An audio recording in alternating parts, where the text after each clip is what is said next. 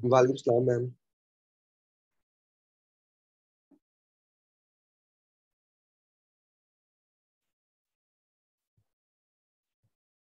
Questions दिए थे मैंने आप लोगों को करने के लिए, आपने सब इसमें किए।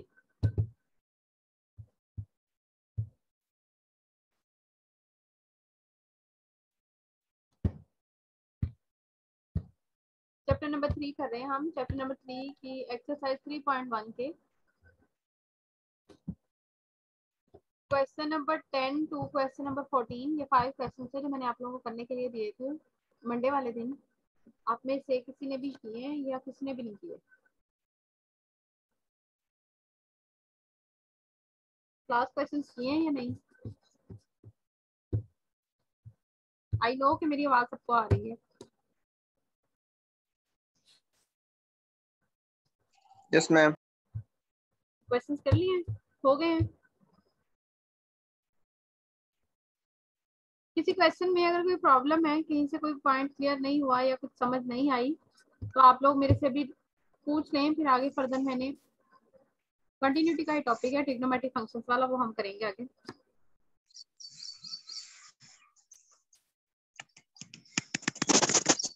जिसका भी माइक ऑन है अपना माइक भी बंद करें, म्यूट करें इसे।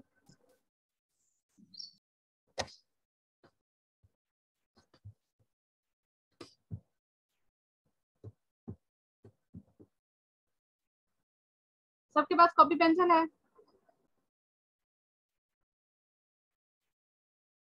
जिसके पास कॉपी पेंसिल नहीं है वो जल्दी से कॉपी पेंसिल ले आए। नेक्स्ट हमारा टॉपिक है limit and continuity of trigonometric functions. Copy pencil का इसलिए बोला है क्योंकि मैं क्वेश्चन नहीं करवाऊंगी आज, सिर्फ मैं बताऊंगी और आप लोग क्वेश्चन करके मुझे उसका आंसर बताएंगे। आर्टिकल है हमारे पास 3.6 आर्टिकल है, लास्ट आर्टिकल है हमारा इस चैप्टर का, limits and continuity of trigonometric functions. Monday वाले लेक्चर में भी मैंने बताया था आपको, कंटिन्यूटी बेस ही करती है लिमिट पे। उसकी बेसिक जो है वो लिमिट अगर आपको आती होगी फिर फर्दर हम कंटिन्यूटी को डिस्कस कर सकते हैं। यहाँ पे limit and continuity of trigonometric functions combine है। In this section we shall be concerned with the limits and continuity of trigonometric functions. Trigonometric functions की लिमिट और कंटिन्यूटी को हम यहाँ पे डिस्कस करेंगे, उसकी एग्जांपल्स हैं, उसके क्वेश्चंस हैं। थ्योरम्स जो हैं वो इंक्लूड नहीं है आपके कोर्स में, इसलिए हम थ्योरम्स नहीं करेंगे, हम जस्ट एग्जांपल्स करेंगे। थ्योरम्स की स्टेटमेंट लाजमी करेंगे क्योंकि वो आगे फर्दर क्वेश्चंस के अंदर यूज होंगी, इसलिए हम स्टेटमेंट को लाजमी करेंगे।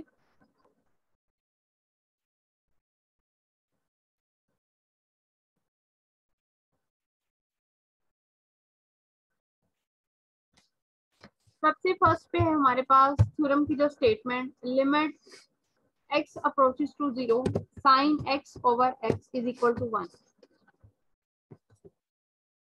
अगर आप इसमें डायरेक्ट लिमिट पुट करें तो ये क्या फॉर्म बनती है, साइन 0 0 ओवर 0, तो ये हमारे पास फॉर्म बनती है 0 ओवर 0 की। बट ये थ्योरम है, इसको प्रूव किया गया है एरिया ऑफ ट्राइंगल के अकॉर्डिंग और सेक्टर यूज करते हुए। ये सारा यहाँ पे प्रूफ है, प्रूफ करने की जरूरत नहीं है, लेकिन मैं यहाँ पे थोड़ा सा आपके साथ डिस्कस करूंगी प्रूफ, ताकि डायरेक्टली ये चीज नहीं लिखी जाती, ये शो करके फिर लिखी जाती है, इसलिए आपको पता होना चाहिए कि ये किस फॉर्म में यहाँ पे यूज हुआ। ट्राइंगल यहाँ पे बनाई गई है, सर्कल में से कोई सी भी ट्राइंगल उसने चूज किया है, कोई सी भी रेडियस लिया है, किसी भी रेडियस के अकॉर्डिंग लिया है। सेंटर है हमारे पास ओ, उसका ओरिजिन है, सेंटर ओ है। रेडियस कोई सा भी रेडियस यहाँ पे यूज किया है हमने, जनरली इसको प्रूफ करें आर के अकॉर्डिंग है। पी जो ये लाइन ली हुई है ये टोटली यहाँ तक ये लाइन है जो उसके ऊपर टेंजेंट ड्रा किया हुआ है, उसके अकॉर्डिंग ये लाइन ली हुई है।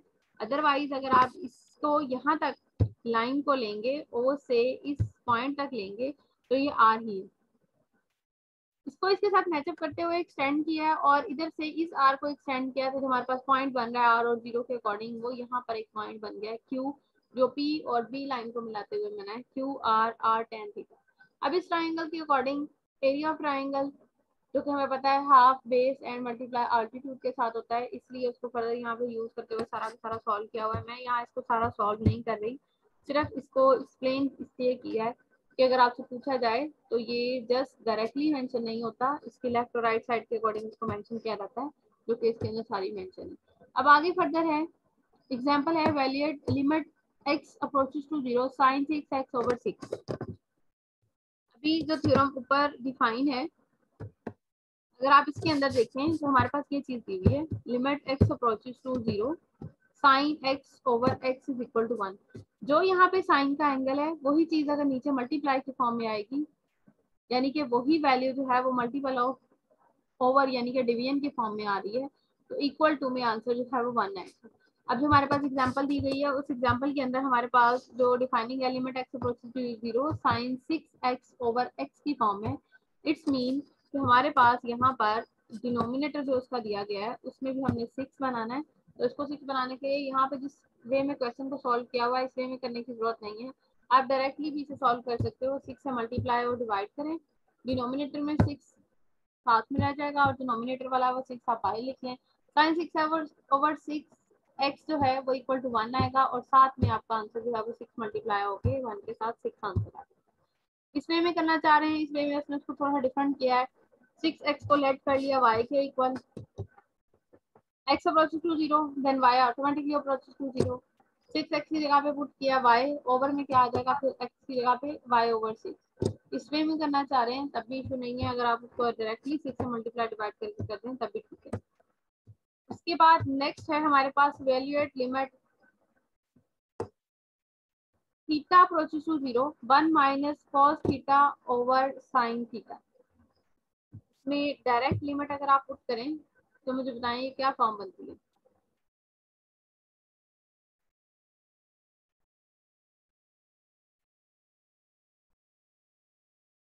क्लास इस तरह के छोटे छोटे जो पॉइंट्स हैं वो एमसीक्यूज के लिए यूज होंगे, इसलिए क्वेश्चन सारे ही आप लोगों ने सॉल्व करने हैं।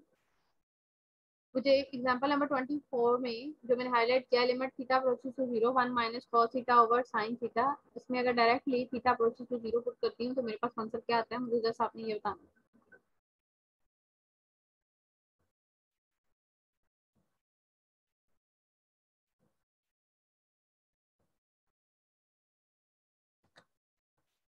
क्लास आप में से कोई भी प्रेजेंट है मीटिंग ज्वाइन करने के बाद, ज्वाइन करके सब घूम गए? Yes, ma'am. Yes ma'am.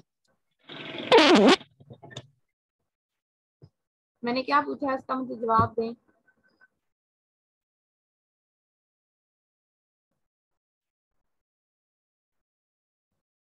ये जिन्होंने यस भी बोला है वो भी साथ में कुछ और ही कर रहे हैं, सिर्फ मेरे कॉल करने पे यस बोला है। मेरा क्वेश्चन आप लोगों से ये है, एग्जाम्पल नंबर 24 में जो क्वेश्चन आपको यहाँ पे उसमें दिया गया है, मैं डायरेक्टली अगर आप लिमिट पुट करते हो तो रिजल्टेंट पे आपका आंसर क्या आता है? मैम 0 आएगा। 0 ओवर 0 आएगा। 1 माइनस कॉस 0 1 होता है, 1 माइनस 1 0 ओवर साइन 0 0, तो ये आंसर बनता है 0 ओवर 0। तो लिमिट के अकॉर्डिंग ये अनडिफाइंड है और इस टाइप की टर्म्स को हमने सिंप्लीफाई करना होता है। इस टाइप की टर्म को सिंप्लीफाई करने के लिए उसने यहाँ पे रैशनलाइज किया है। रैशनलाइज किस फॉर्म में किया, हमने नॉमिनेटर वाली वैल्यू के साथ उसको रैशनलाइज किया, क्योंकि डिनोमिनेटर वाली वैल्यू सिंगल एक वैल्यू है, इसके साथ ये रैशनलाइज नहीं हो सकता, इसलिए नॉमिनेटर वाली वैल्यू का साइन चेंज करके मल्टीप्लाई भी किया और डिवाइड भी किया। मल्टीप्लिकेशन की फॉर्म में ये फॉर्मूला बन जाएगा 1 minus cos square theta over में एच की वैल्यूज आ जाएगी। 1 माइनस कॉस स्क्वायर थीटा किसके इक्वल होता है, ये तो हमारे पास साइन स्क्वायर थीटा के, वो यहाँ पे वैल्यू सब्स्टिट्यूट किया है। साइन स्क्वायर थीटा नॉमिनेटर वाला जो साइन स्क्वायर थीटा है उसमें डिनोमिनेटर वाले के साथ एक कैंसिल हो जाएगा और नॉमिनेटर में सिंपल एक साइन थीटा रह जाएगा। ओवर में आपके पास आ जाएगा 1 प्लस कॉस थीटा। आप डायरेक्टली इसके अंदर लिमिट सब्स्टिट्यूट करें, साइन 0 0 ओवर 1 प्लस कॉस 0 1, तो ये 1 प्लस 1 इज इक्वल टू 2 आएगा, बट ऊपर जो नॉमिनेटर में 0 है उसकी वजह से इसका आंसर जो है वो 0 हो जाएगा। अब नेक्स्ट पे एग्जांपल नंबर 25, ये मैं आप लोगों के सामने डिस्प्ले कर रही हूँ। आप लोगों ने इसको खुद से करना है जल्दी से अभी, और अगर कहीं से कुछ समझ नहीं आ रही तो अभी मेरे से पूछ लें।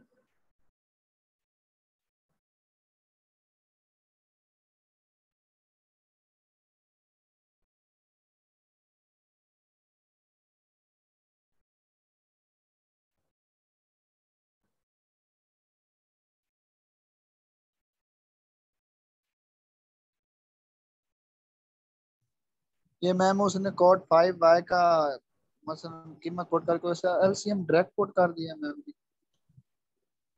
किसका एलसीएम डायरेक्ट पुट कर दिया? मसलन कॉट 5 होता है मसलन कॉज ओवर साइन। यहाँ पे देखो तो इस एलसीएम नहीं आएगा क्योंकि ये मल्टीप्लाई हो रहा है।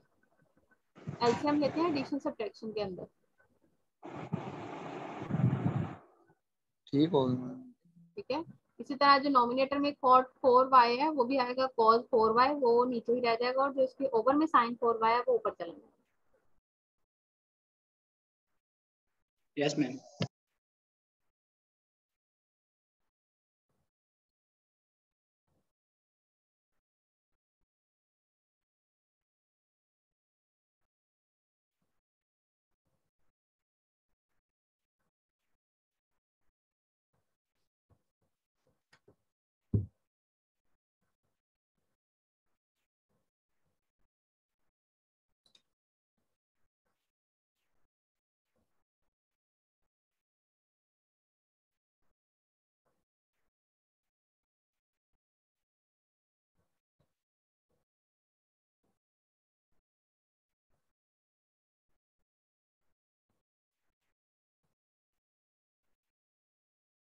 क्वेश्चन हो गया क्लास?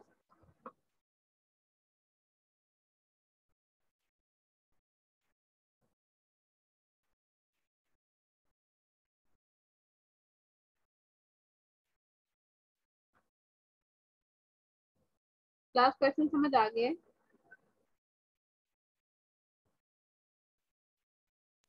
मैम ये थोड़ा सा गलत नहीं? कहाँ से? अगर ओवर में अगर हम सेपरेटली लिखते हैं ना साइन कोस और दूसरे साइन की वैल्यू, तो बटे में तो सारी वैल्यूज आनी है, सेपरेटली लिखो। मल्टीप्लाई हो रहा है, ये एडिशन सब्ट्रैक्शन नहीं हो रही, इसलिए सबके साथ नहीं आएगा। जैसे मैं मल्टीप्लाई अगर करती हूँ, इन केस हम लिखते हैं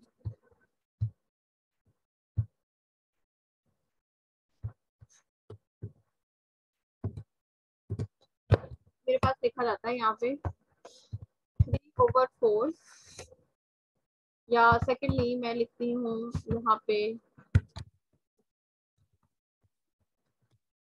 12/4। तो 2 नंबर्स में कन्वर्ट करना है। ठीक है, मैं इसको लिख सकती हूँ यहाँ पे 12/2 और साथ में मल्टीप्लाई 1/2। मैंने सिर्फ इसको अपनी आसानी के लिए इस फॉर्म में लिखा है, अदरवाइज 2 नंबर्स की कंडीशन के साथ अगर कहा जा सकता है तो मैं इसको इस फॉर्म में भी लिख सकती हूँ 6 × 2/4। अब अगर इसी को इस वे में लिखना हो तो कैसे लिखोगे? ये नॉमिनेटर वाली वैल्यू नॉमिनेटर से मल्टीप्लाई होगी और डिनोमिनेटर वाली डिनोमिनेटर से। इसके डिनोमिनेटर में क्या चीज दी गई है? आई थिंक तो मैंने ये वैल्यू आपको पहले भी एक दफा बताई हुई है। इसके डिनोमिनेटर में दिया गया है मेरे पास यहाँ पर 1, इसके डिनोमिनेटर में कुछ नहीं है, उसके डिनोमिनेटर में 1 दिया गया है। अब ये मेरे पास बना 12/4 की फॉर्म। इसको लिखने के बहुत सारे वेज हैं, सिर्फ बताने का जस्ट यहाँ पे ये मीनिंग है कि नॉमिनेटर वाली वैल्यूज नॉमिनेटर के साथ मल्टीप्लाई होती है, डिनोमिनेटर वाली डिनोमिनेटर के साथ। अब अगर मैं यहाँ पे 12 की जगह पे कोई 2 वैल्यू लिख देती हूँ, लाइक मैं यहाँ लिख देती हूँ 6, कोई सी भी और लिख रही हूँ मैं, ठीक है, ये सेम इसी की नहीं लिख रही,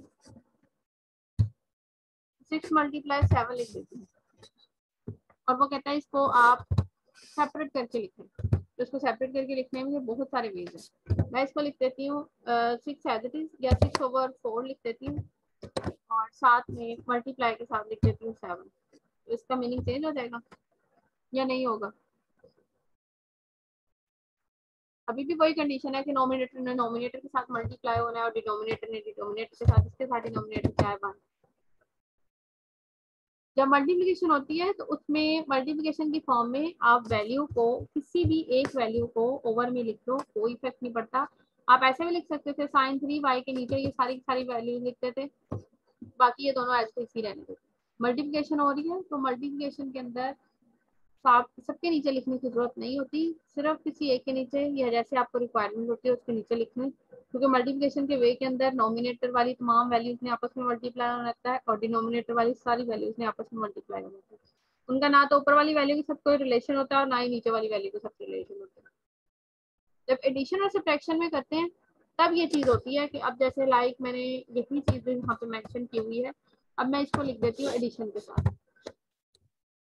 एडिशन वाली वैल्यू में अगर मैं इस वे में लिखूंगी तो ये मेरा वे गलत हो जाएगा, क्योंकि एडिशन के अंदर हम लेते हैं एलसीएम, और अगर मैंने इन दोनों को सेपरेट करके लिखना है तो एलसीएम मुझे इन दोनों का सेम लिखना पड़ेगा। ठीक है, अब क्लियर हो गया। एडिशन वाली वैल्यूज के अकॉर्डिंग हम सबके नीचे सेपरेट वो चीज लिखते हैं जो भी इसका डिनोमिनेटर होता है। मल्टीप्लिकेशन में लिखने की जरूरत नहीं होती कि सबके साथ लिखें। बाकी आगे जो उसने किया हुआ है, कॉज वाली वैल्यूज को सेपरेट कर लिया, बिकॉज ऑफ कॉज के साथ जीरो पुट करने से, लिमिट जीरो पुट करने से 5 और 0 मल्टीप्लाई होकर 0 रहेगा, कॉज 0 होता है 1, इसलिए कॉज वाली वैल्यूज को तो आगे डिस्कस करने की जरूरत नहीं है, वो साथ में लिखना है, उसने फर्दर एज ही मेंशन की है, आगे उसकी वो लिमिट अप्लाई करेगा। जरूरत हमारे पास किसकी है, साइन की है, क्योंकि इसी की वजह से ये 0/0 के फॉर्म बन गए। फर्स्ट वाले के नीचे तो हमारे पास यहाँ पे y की कंडीशन आ गई है, लेकिन ऊपर एंगल है 3y, तो हमने नीचे भी 3y बनाना है, तो 3 के साथ मल्टीप्लाई किया, मल्टीप्लिकेशन वाला 3 ये रहने दिया और डिवीजन वाला 3 मैंने यहाँ पे लिख दिया। अब सेकंड वे जो था हमारे पास sin 4y over sin 5y, इसको डिस्कस करना है।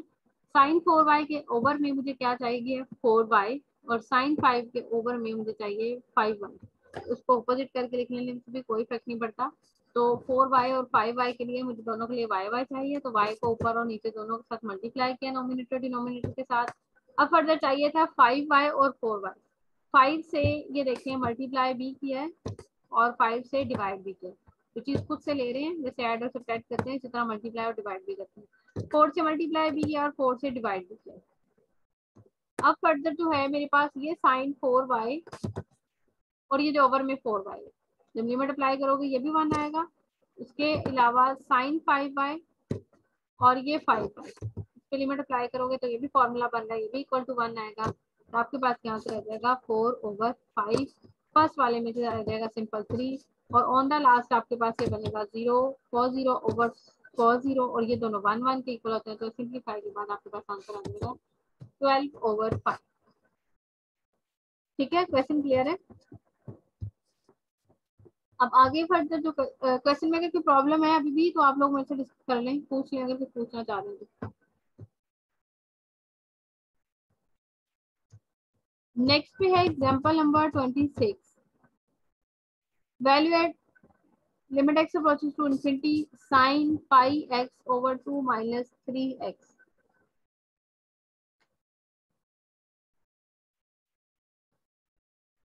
इस क्वेश्चन के अंदर लिमिट आपके पास दी गई है इंफिनिटी, अब इसके साइन वाली एंगल जो है साथ में दिया हुआ है, इस वैल्यू के ओवर में भी कुछ नहीं है, इसके साथ मल्टीप्लिकेशन में भी कुछ नहीं है, ये पाई x over 2 minus 3x ये इसका एंगल है,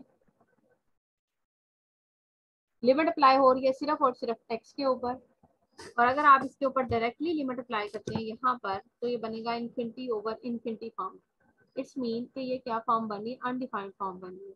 तो लिमिट ऑफ इनफाइनाइट फंक्शंस हम पहले कर चुके हैं, उसके अकॉर्डिंग हमने यहाँ पर इसे क्या करना है, हमने नोमिनेटर और डिनोमिनेटर में से x कॉमन लेना है। नोमिनेटर में से x कॉमन लेने की जरूरत नहीं है क्योंकि वो साथ ही आ रहा है, तो जब नोमिनेटर डिनोमिनेटर से लोगे तो कटिंग हो जाएगी। लेना चाह रहे हैं तो x को इस साइड पे लिख के पाई के राउंड अबाउट ब्रैकेट्स लगा दें। ओवर में से x लेते हैं 2 minus 3x, इसमें से x कॉमन लेंगे तो ये बन जाएगा 2/x minus 3, जो कि ये वैल्यू बनेगी। अब ये नोमिनेटर वाला और डिनोमिनेटर वाला x जो है ये दोनों हो जाएंगे आपस में कैंसिल, और आपके पास रह जाएगा pi over 2 minus x, sorry 2/x minus 3। अब अगर आप इस पे लिमिट अप्लाई करते हैं तो लिमिट अप्लाई करने से ये बनेगा, ऊपर आपके पास सिंपल पाई रह जाएगा, नीचे आ जाएगा 2/x है तो ये आ जाएगा 2/इन्फिनिटी, और 2/इन्फिनिटी किसके इक्वल आएगा आपके पास 0 के, something over infinity is equal to 0, साथ में आ जाएगा -3, और ये बनेगा आपके पास पाई माइनस के साथ -π/3। साइन -π/3 इज इक्वल टू आता है -√3/2 के साथ। π/3 जो बनता है हमारे पास वो 60 बनता है, साइन 60 पे होता है -√3/2 के साथ, आपका आंसर बन जाएगा -√3/2। इससे नेक्स्ट पे है example number 27। Value at limit x approaches to 0 में डायरेक्टली लिमिट अगर आप वहाँ पे 0 अप्लाई करते हो, साइन 0 0 यहाँ पे सेकेंड के साथ सेकेंड 0 इसके इक्वल आएगा सेकेंड 0। कॉस 0 0 होता है और सेकेंड 0 किसके इक्वल आता है क्लास?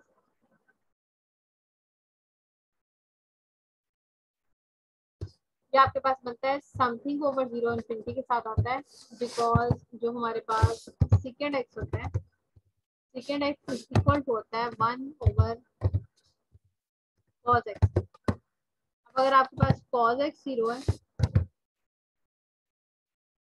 समथिंग ओवर कॉस 0, तो ये किसके इक्वल आ जाएगा?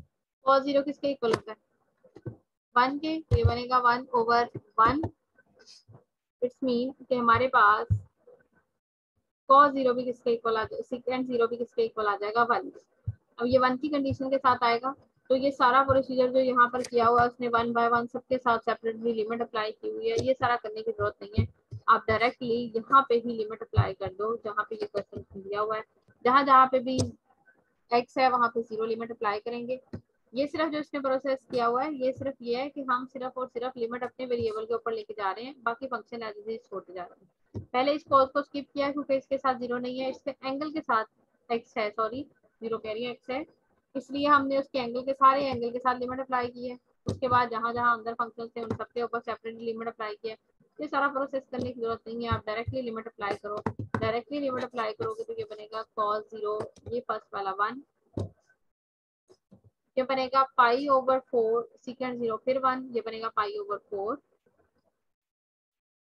10 पाई ओवर 4 की वैल्यू हमारे पास आती है 10 45 इज इक्वल टू 1, और ये मेरे पास बनेगा 10 45 इज इक्वल टू 1 के साथ, और साथ में इसके पाई मल्टीप्लाई, तो ये बनेगा pi minus 1 plus pi minus 1 minus 1 plus 1 के साथ कैंसिल हो जाएगा, कॉस पाई रह जाएगा, इज इक्वल टू आंसर आ जाएगा आपके पास -1।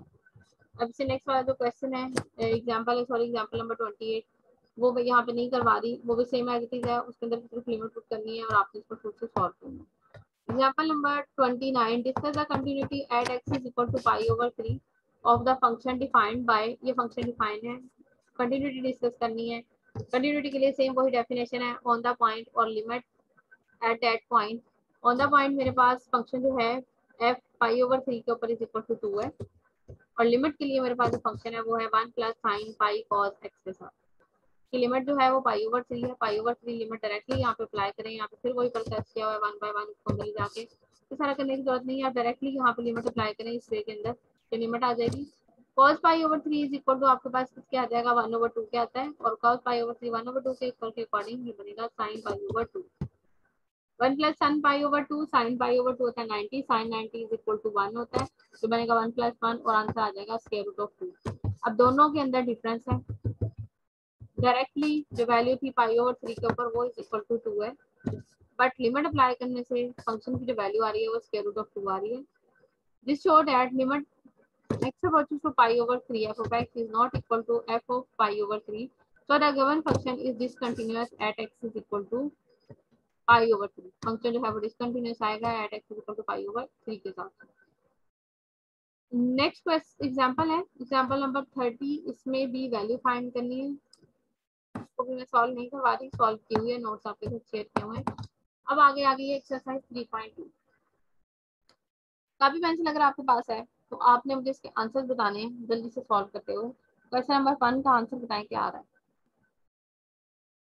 इसमें भी फॉर्मूला बनेगा साइन 3x ओवर 3x, 3 से मल्टीप्लाई भी करें डिवाइड भी करें, डिवाइड वाला 3x यहीं पे रहेगा जो मिलके बनेगा 1, मल्टीप्लाई वाला 3 बाहर लिख लें, 3 मल्टीप्लाई 1 आपका आंसर आ जाएगा 3।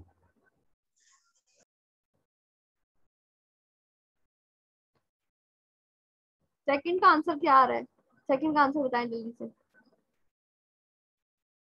मैम जी 4 से 1 आ रहा है मैम, सेकंड डिवाइड कर देना इसे। इसमें 4 से मल्टीप्लाई भी करेंगे सेकंड और का 1 डिवाइड आ भी रहा है। करेंगे, तो आंसर क्या आएगा? 1 आएगा मैम। 1 कैसे आएगा?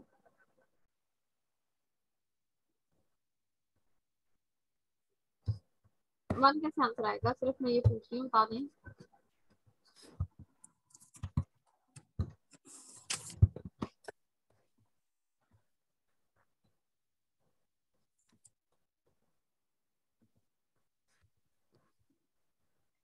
सॉल्व करके फिर मुझे बताएं आंसर क्या आ रहा है।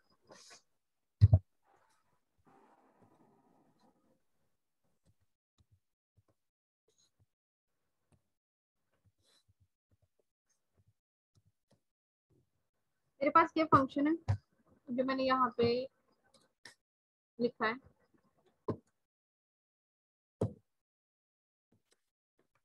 sin 4x, एंगल इसका 4x है। हमने यहाँ पे भी क्या बनाना है, 4x। 4 बनाने के लिए मैं इसको मल्टीप्लाई भी करूंगी 4 के साथ, जो मैंने यही अंदर ही लिखी है, और डिवाइड भी करूंगी 4 के साथ। इसके लिए जो डिवीजन वाला है वो मैं यहाँ पे इसके साथ में मेंशन करूंगी, मल्टीप्लाई करके लिखूंगी 1/4 के साथ। अब इस वे में लिख लें या यहाँ पर लिख लें, इसके बिल्कुल राइट साइड लेफ्ट साइड पे, दोनों कंडीशन में ये ठीक है।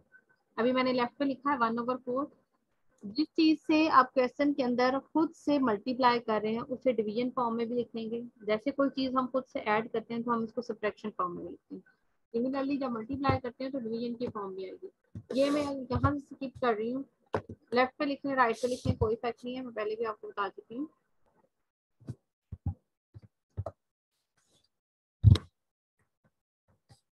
ये किसके इक्वल आ जाएगा, 1/4। ये तो कांस्टेंट है, ये एज इट इज ही आ जाएगा, इसके इसके अंदर एक्स नहीं है तो लिमिट अप्लाई करने से इसको, और साथ में जो फॉर्मूला बन रहा है वो इक्वल टू 1 आएगा, और रिजल्टेंट पे आपका आंसर आ जाएगा 1/4। सिर्फ ये एक लाइन का क्वेश्चन था जो मैंने यहाँ पे सॉल्व कर दिया।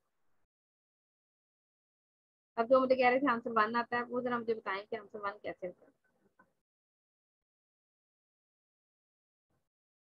आपके माइंड में कैसे ये आंसर इसका 1 था? मैम बोले।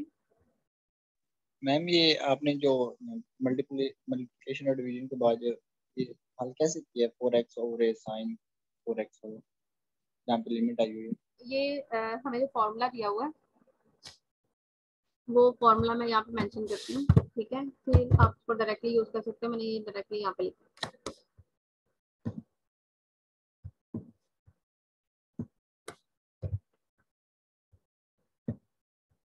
x अप्रोचेस टू 0, जो डायरेक्टली फॉर्मूला दिया वो बेसिकली ये साइन x ओवर x, ये फॉर्मूला, ठीक है। अब जो हमारा क्वेश्चन है ऊपर, उसके अंदर 4x ओवर साइन 4x है। एंगल सेम करके वो तो मैंने सॉल्व कर लिया, वो इशू नहीं है। ओवर वाली फॉर्म का इशू है या आपको एंगल्स का इशू है?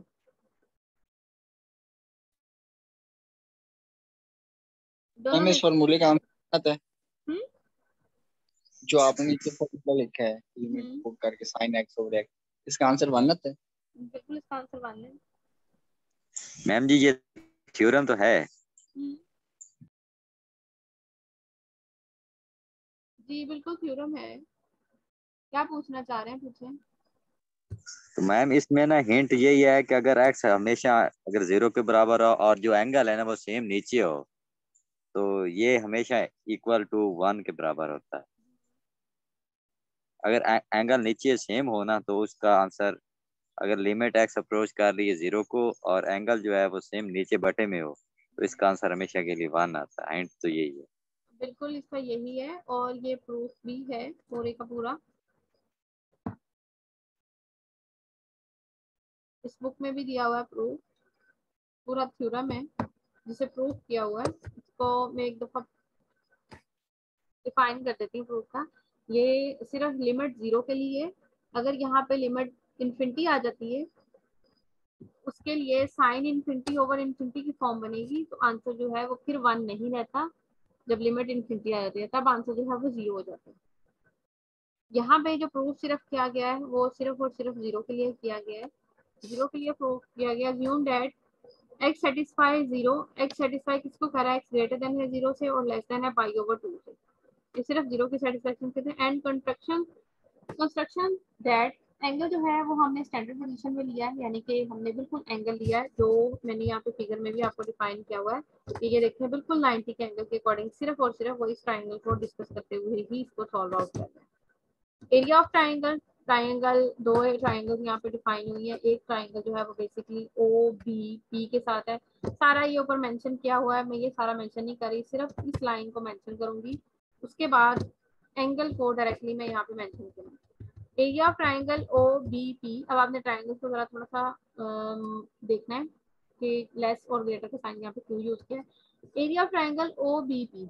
अब ये ट्राइंगल का एरिया है, ये है ट्राइंगल ओ बी और ये पॉइंट है मेरे पास, ये वाला पॉइंट है पी जो उसने यहाँ पे साइड पे लिखा हुआ। ये एक छोटी सी ट्राइंगल है, इसका एरिया कहता है लेस है। किससे लेस है? Area of sector O B P.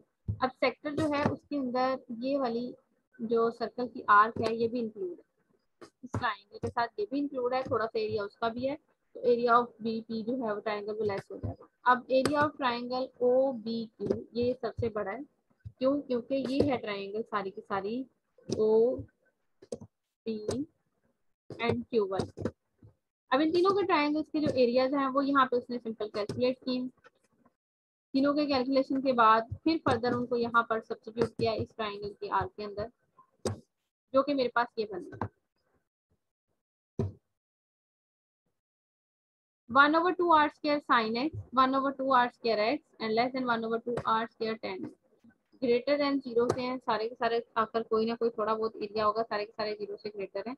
Multiply through out by, multiply किया सिंप्लीफाई करने के लिए, क्योंकि हमने सिर्फ और सिर्फ यहाँ पे साइन एक्स कैलकुलेट करना है, तो हमने थ्रू आउट पूरी को कैलकुलेट कर लिया है, साइन एक्स के साथ डिवाइड किया है और 2 r स्क्वायर के साथ मल्टीप्लाई किया है, क्योंकि हमें यहाँ से खत्म करना है ये r स्क्वायर जो तीनों के अंदर है, ये r स्क्वायर भी खत्म करना है, और ये जो नॉमिनेटर के अंदर 2 आ रहा है डिनोमिनेटर में, सॉरी, ये भी हमने कैंसिल करना है।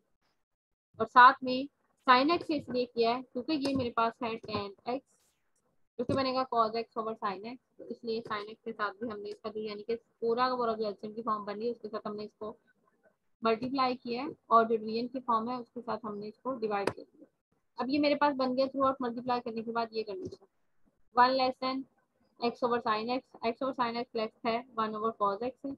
अब फर्दर जो है x ओवर साइन x इसको रिवर्स किया है, रेसिप्रोकल किया है, तो रेसिप्रोकल करने से सारे के सारे ट्रायंगल्स के अकॉर्डिंग जो हमारे पास साइंस हैं, इनक्वालिटीज के साइन वो ऑपोजिट हो जाएंगे, 1 ग्रेटर हो जाएगा साइन, क्योंकि 1/1 1 ही रहेगा, साइन एक्स ओवर एक्स हो जाएगा, 1 ओवर कॉस एक्स जो है वो कोस एक्स ओवर 1 हो जाएगा, इसलिए उसके नीचे से 1 कैंसिल कर दिया।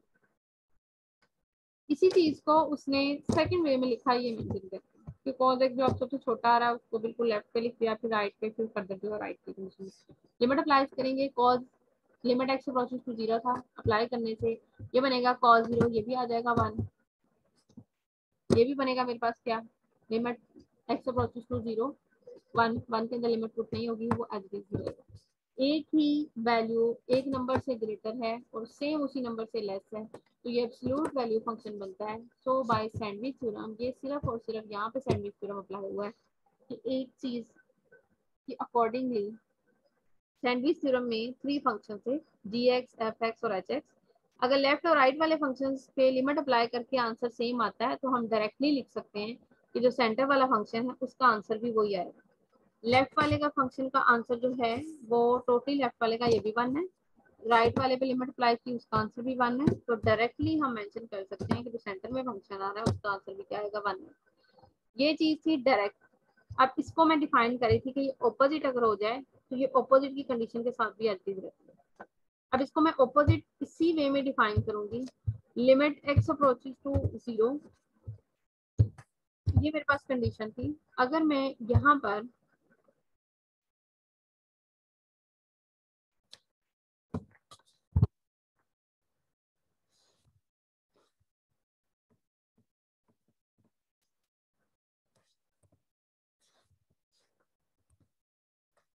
चीज मेरे पास इक्वल टू 1 है, अब मैं इसके ऑपोजिट चीज यहाँ पे मेंशन करूंगी,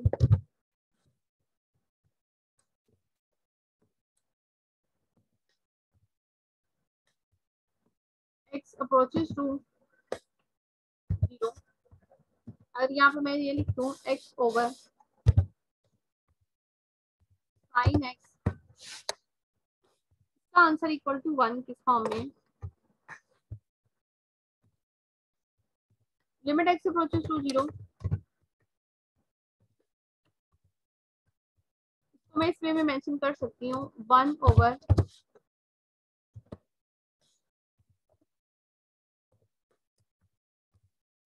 साइन x ओवर x। क्या मैं ऊपर से x को जब नीचे ले जाऊंगी तो यही कंडीशन नहीं बनेगी जो मैंने यहाँ पे मेंशन की है, साइन x ओवर x की फॉर्म में। और बाय प्रॉपर्टीज ऑफ लिमिट की थ्योरम्स की जो प्रॉपर्टीज हैं उसके अकॉर्डिंग लिमिट नोमिनेटर और डिनोमिनेटर वाले फंक्शन दोनों के ऊपर सेपरेटली अप्लाई होगी। ऊपर मैं अप्लाई करूंगी तो ये रहेगा लिमिट 1, ये एज इट इज ही रहेगा, मैं इसको एज इट इज ही लिख रही हूँ 1। और नीचे वाले फंक्शन के साथ जब लिमिट अप्लाई होगी तो ये मेरे पास बन जाएगी condition limit x approaches to 0, और ये फॉर्म बनेगी sin x ओवर x की फॉर्म में। ऊपर वाले पे लिमिट अप्लाई करोगे वो ऐसे ही रहेगा, 1 ही रहेगा। ओवर में भी sin x ओवर x की फॉर्म बनेगी, वो भी 1 के इक्वल आएगा, तो रिजल्टेंट में आपका आंसर आ जाएगा 1। ऑपोजिट करके दिया जाए या डायरेक्टली दिया जाए, दोनों की कंडीशन ये होती है कि हम जो ये वाला एंगल के साथ वाली वैल्यू बन रही है उसको हम ओवर में ले जा सकते हैं। ओवर में ले जाके फिर लिमिट की प्रॉपर्टी है कि सेपरेटली नोमिनेटर डिनोमिनेटर वाले फंक्शन की लिमिट सेपरेटली अप्लाई होती है। लिमिट को मैं नीचे लेगी हूँ, वो चीज़ फिर वही बनेगी और ये सिंप्लीफाई होकर मेरे पास यहाँ पर आंसर आ जाएगा। ये सारे के सारे जो फॉर्मूलाज हैं ये मैंने नोट्स के अंदर भी इंक्लूड किए हुए हैं, बुक के लास्ट पे उसमें दिए हुए हैं, ये देखें, ये सारे के सारे मेंशन किए हुए हैं। प्रूफ नहीं किया हुआ था इसका, सिमिलरली इसका प्रूफ यही बनता है कि सिंपली फॉर्म में ओवर के फॉर्म में एक्स है, जिसकी वजह से ये वे यही है कि थ्योरम में जहाँ पे उसने उसको ऑपोजिट किया है, अगर आप इसको थ्योरेटिकली भी प्रूफ करना चाहते हैं तो जहाँ पर थ्योरम में उसने रेसिप्रोकल लिया है वहाँ पे हमें रेसिप्रोकल लेने की बिल्कुल जरूरत नहीं है। देखें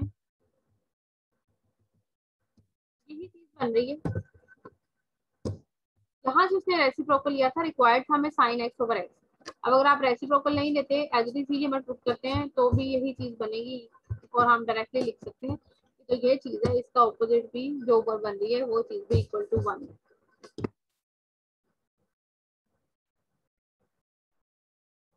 इसके क्वेश्चन करे थे, क्वेश्चन नंबर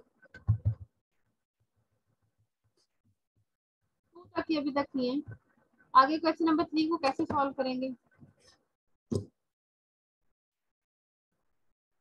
अगर आप लिमिट पुट करते हैं ये बनेगा 1 minus cos 0 0 over 0, 1 minus cos 0 1, तो ये बनेगा 1 माइनस 1 0 ओवर 0। ये बनेगी 0 ओवर 0 फॉर्म। इसको आपने डायरेक्टली नहीं करना क्योंकि 0 ओवर 0 फॉर्म बनी है, इसको रैशनलाइज करेंगे, रैशनलाइज करने के बाद आप इसे सॉल्व करोगे। ये एक्सरसाइज 3.2 इसके जो क्वेश्चन नंबर 1 है इसके पार्ट्स आप लोगों ने खुद से सॉल्व करने हैं, जितने भी होंगे ठीक है, जो नहीं होगा वो कल आपके साथ क्लास है उसके अंदर हम डिस्कस कर लेंगे, फिर आगे कर देंगे के बाद।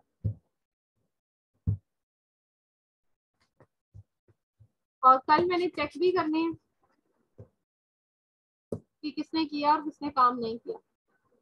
स्क्रीन शेयरिंग का ऑप्शन मैं आप लोगों को दूंगी, स्क्रीन शेयर करके अपने मोबाइल का कैमरा ऑन करके आप लोग दिखाएंगे।